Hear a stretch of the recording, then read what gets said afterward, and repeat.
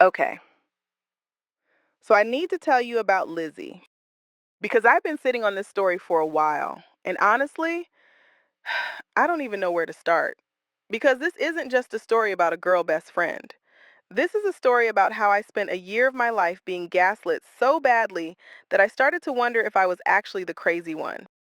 Spoiler, I wasn't. So, my boyfriend and I have been dating for about a year, and from day one, literally day one, he told me, "Don't worry about Lizzie. She's like a sister to me." You think you know where this is going. You don't. Lizzie and my boyfriend have been best friends since freshman year of college. They texted constantly. They had lunch together at least once a week, and she had a key to his apartment to watch his dog. How cute. Now listen, I am not the jealous type. I really tried to be the chill girlfriend about this. When she would FaceTime him at 11 p.m. randomly, nothing. When she would throw an actual fit at group dinners until someone moved so she could sit next to him, weird, but okay, nothing. I was tolerating it. I was being mature. Until she started saying things like, just remember, I knew him first. So if you think you two are close, just imagine how close we are. I'm sorry. What? So I finally said something to my boyfriend. I told him that felt weird, that it made me uncomfortable. And he looked at me and said, "You are just being insecure." Okay, fine. I don't like her, but I trust him. I'll tolerate Lizzie. And then my birthday happened. We had reservations at a really nice restaurant. Lizzie knew about it. She knew it was my birthday. She knew we had plans. We were literally walking out the door, dressed up, excited, when his phone rings. It's Lizzie. And on the other end of the line, I can hear her sobbing, saying her car broke down on the side of the road. She's stranded. She's terrified. She needs him to come get her. He hung up. He looked at me and he said, "Babe, I'm so sorry." We drove to Lizzie on my birthday. When we get there, she comes running toward my boyfriend in the most dramatic way possible, throws her arms around him. "Thank you so much for coming. You're my hero." And then she sees me, and her entire face changes. She goes, "Oh, I didn't know she would be coming with you." I said, "Yeah, it's my birthday. We had plans." My boyfriend goes to check the car, turns it on. Perfectly fine. No warning lights. Engine sounds great. He lifts the hood. Everything is normal. And Lizzie looks at him and says, "Oh my gosh, that is so weird. As soon as you got here, it just started working. You must be magic. You totally fixed it. You didn't even have to do anything." I am standing there in silence because I am not stupid. I know exactly what she did. And then she has the audacity to say, "Well, since y'all are already here, do you all want to go get dinner together?" And my boyfriend looked at me and said, "She's had a really stressful night. Maybe it'd be good for her to get out."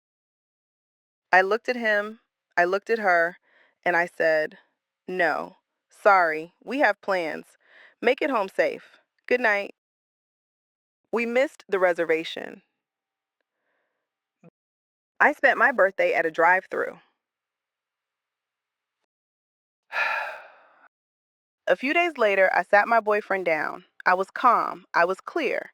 I said, "I'm not telling you who you can and can't be friends with, but you need to establish boundaries. She is not your girlfriend. I should not feel like I'm competing for your attention with someone who has a key to your apartment. This has gone too far." At first, he tried to make it about my insecurity, but I held my ground. I told him, "This is what needs to happen for this relationship to move forward." And for a while, it actually seemed like things were changing. No more late night calls, the texting slowed down. I actually started to feel like maybe we were going to be okay. And then one night he tells me he's going out for drinks with coworkers. Totally fine. Have fun, babe. At 10 p.m., I get a text from a friend. Just one photo. My boyfriend and Lizzie. Sitting side by side at a bar, not across from each other, side by side.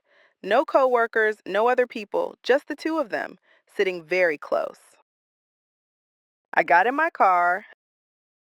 I walked into that bar. I walked straight up to their table, and I said, "Wow, so crazy running into you two here.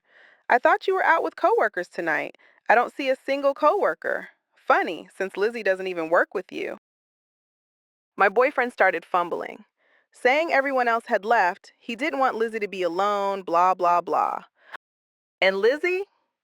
Lizzie sat there with a smirk on her face, completely silent, enjoying every single second of it. So I said, "So sorry to interrupt. I actually need to get home and start packing because I'm moving out. Have a great night." And I walked out. He chased me, but instead of apologizing, he was angry. He told me I was crazy, that I had people spying on him. I said, "I don't have anyone spying on you. You were in a crowded public bar that my friends go to all the time, disrespecting me and our relationship. That's not spying, that's consequences." We went home. I started packing. I was done. And then he talked me out of it. He explained that yes, his coworkers had been there earlier, that he didn't switch seats when they left, that he sees why it looked bad, that he would never be one on one with her again. And I believed him. I know, I know. The next afternoon, my phone buzzed. A text from Lizzie. It said, "Yeah, he told her the only reason we were alone was because his coworkers left," followed by a laughing emoji. Within 30 seconds, she unsent it. I screenshotted it first. I went straight to my boyfriend and showed him, and I expected him to deny it. Instead, he just sighed and said, "I don't know what to tell you. I just wanted to hang out with her one on one." Then came the excuses. "I knew you'd overreact. It doesn't mean anything. It's not a big deal." I picked up my keys. I walked out the door. I broke up with him. And I've since learned a lot more about what was actually going on behind my back. So, do you want the update? If you want to know what I found out after I left, subscribe because that update is coming. And trust me, it's worse than you think. Every call has a story, and some calls you really wish you never picked up. Tell me what you think in the comments. Subscribe to Dial and Tell because this is only the beginning.